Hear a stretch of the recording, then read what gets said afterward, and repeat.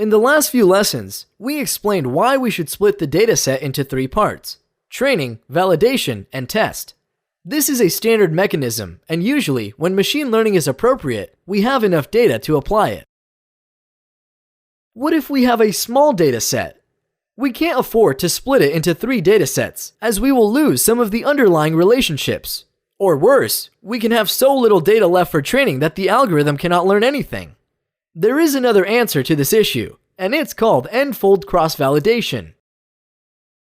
This is a strategy that resembles the general one, but combines the train and validation datasets in a clever way.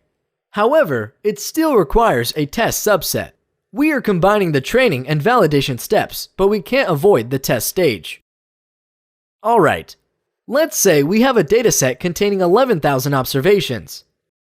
We'll save 1,000 observations for the test.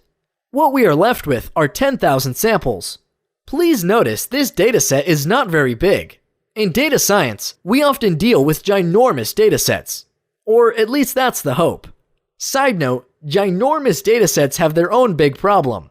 Being so large, they often have a lot of missing values. Such a dataset is usually referred to as being sparse. This introduces a whole new spectrum of issues. In any case, we want to train on 9,000 data points and validate on 1,000. We'll split the remaining data into 10 subsets containing 1,000 observations each. We fold it 10 times. So, this is a 10-fold cross-validation. 10 is also a commonly used value, and that's why we picked it for this illustration. We treat one subset as a validation set, while the other 9 combined as a training set. Visually, it looks this way. We have 10 combinations. The orange set is the validation one, while the blue ones are the training sets. During the first epoch, the first chunk of data serves as validation. Then in the second epoch, the second chunk of data serves as validation, and so on. In this way, for each epoch, we don't overlap training and validation, as it should be.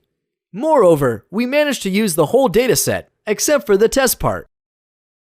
As with all good things, this comes at a price. We have still trained on the validation set, which was not a good idea. It is less likely that the overfitting flag is raised, and it is possible that we overfitted a bit. The trade-off is between not having a model or having a model that's a bit overfitted.